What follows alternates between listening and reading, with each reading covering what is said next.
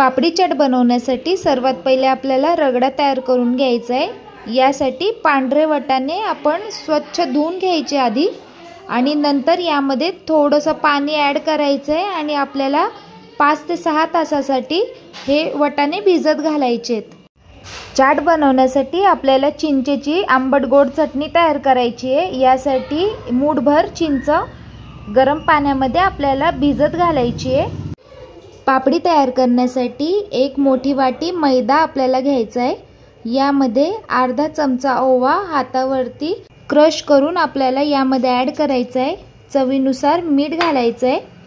सगळी जिन्नस व्यवस्थित मिक्स करायची आहे। यामध्ये 1 चमचा मोहन घालून घ्यायचं आहे आणि सगळ्या पिठांना व्यवस्थित लावून घ्यायचं आहे। यामुळे आपल्या पापड्या एकदम क्रिस्पी अशा तयार होतात।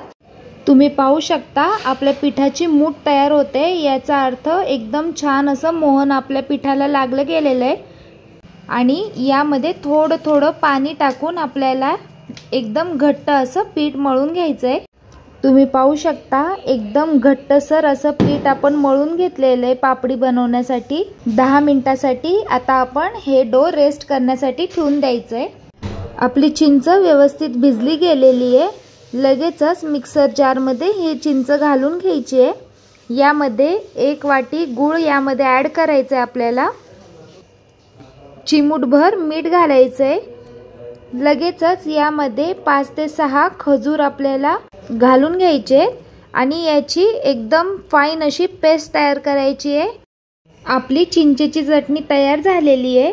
लगेचच याला आपल्याला एका चाळणीमध्ये गाळून घ्यायचं आहे। यामधला सगळा चोथा आपल्याला काढून घ्यायचा आहे। मिक्सर जारमध्ये आपल्याला 1 कप पुदिना घालून घ्यायचा आहे। यामध्ये मूठभर कोथिंबीर घालून घ्यायची आहे। 8 ते 10 लसणाच्या पाकळ्या घालायच्या आहेत। 1 इंच आलं घालून घेऊया। अर्धा लिंबू यामध्ये आपल्याला पिळून घ्यायचं आहे। चवीनुसार मीठ घालून घ्यायचं आहे। यामध्ये 4 ते 5 हिरव्या मिरच्या यामध्ये घालून घेऊया। लगेचच आपण ही चटणी मिक्सरला फिरवून घ्यायची आहे। तुम्ही पाहू शकता आपली हिरवी तिखट चटणी तयार झालेली आहे। लगेचच एका बाउलमध्ये आपण ही चटणी काढून घेऊया। इथे आपण पांढरे वाटाणे भिजत घातले होते, ते एकदम छान भिजले गेलेले आहेत। आता लगेचच आपल्याला हे शिजवून घ्यायचे आहेत। कुकरमध्ये आपण हे वाटाणे घालून घ्यायचे आहेत। 2 बटाटे कट करून घेतलेले आपण ते देखील ॲड करायचे आहेत। यामध्ये चवीनुसार मीठ ॲड करायचं आहे। हळद घालून घ्यायची आहे। 1 ग्लास पाणी यामध्ये ॲड करायचं आहे आणि कुकरला 4 शिट्ट्या करून घ्यायच्या आहेत आपल्याला। तुम्ही पाहू शकता आपले वाटाणे एकदम छान शिजले गेलेले आहेत। लगेचच आपण रगडा तयार करायला घेऊया। एका कढईमध्ये 2 चमचे तेल घालून घ्यायचं आहे। तेल व्यवस्थित गरम झालं की यामध्ये अर्धा चमचा जिरा घालून घेऊया। लगेचच यामध्ये आपल्याला एकदम बारीक चिरून घेतलेला कांदा ॲड करायचा आहे। कांदा आपल्याला व्यवस्थित परतवून घ्यायचा आहे। एकदम ट्रान्सपरंट असा आपल्याला कांदा तयार करून घ्यायचा आहे। एकसारखं मिक्स करत राहायचं आहे। लगेचच यामध्ये आपल्याला बारीक चिरून घेतलेलं टोमॅटो घालून घेऊया। टोमॅटो देखील व्यवस्थित परतवून घ्यायचे आपल्याला। तसेच यामध्ये सुके मसाले घालून घेऊया। यामध्ये आपल्याला हळद घालून घ्यायची आहे। अर्धा चमचा लाल तिखट घालून घ्यायचं आहे। अर्धा चमचा गरम मसाला घालून घ्यायचा आहे। चवीनुसार मीठ घालून घ्यायचं आहे। 1 चमचा आमचूर पावडर यामध्ये ॲड करायची आहे।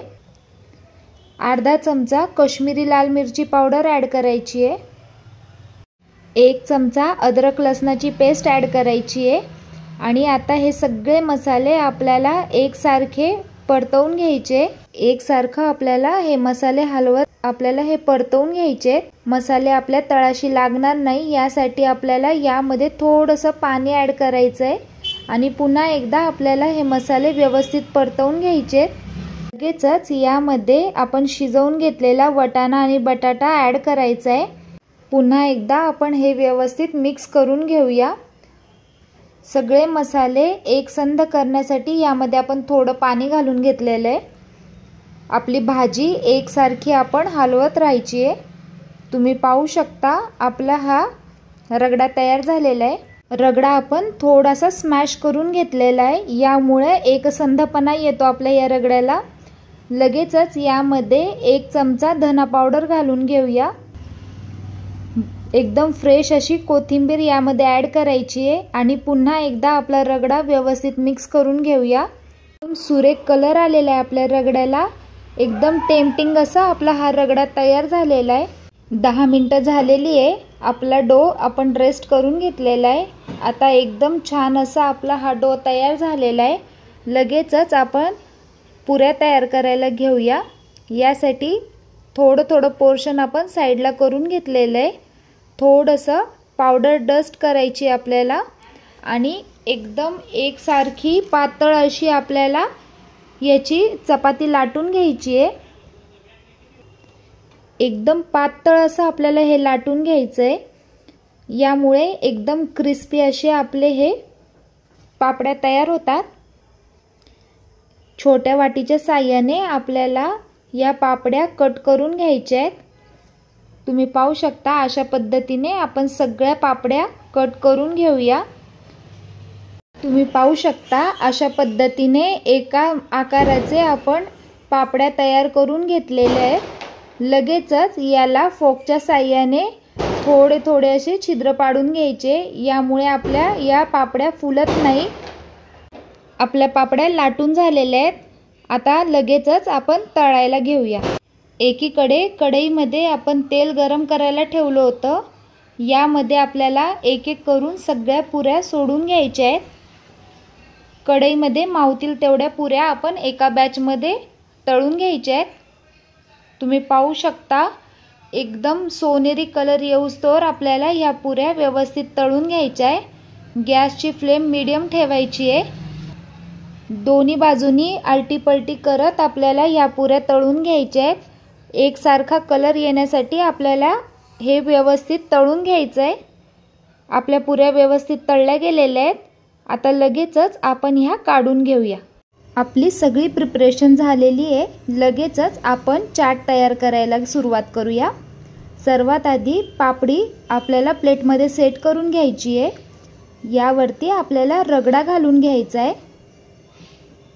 रगडा घालून झाला की लगेचच बारीक चिरलेला कांदा यावरती आपल्याला घालून घ्यायचा आहे।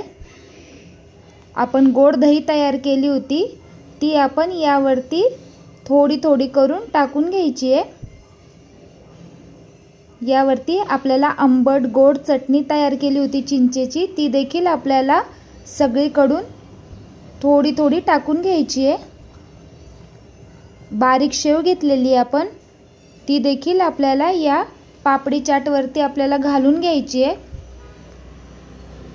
लगेचच गार्निशिंगसाठी आपल्याला इथे तिखट शेंगदाणे घेतलेले, डाळिंबाचे दाणे घेतलेले, हिरवीगार आपल्याला कोथिंबीर बारीक चिरून घेतलेली आहे।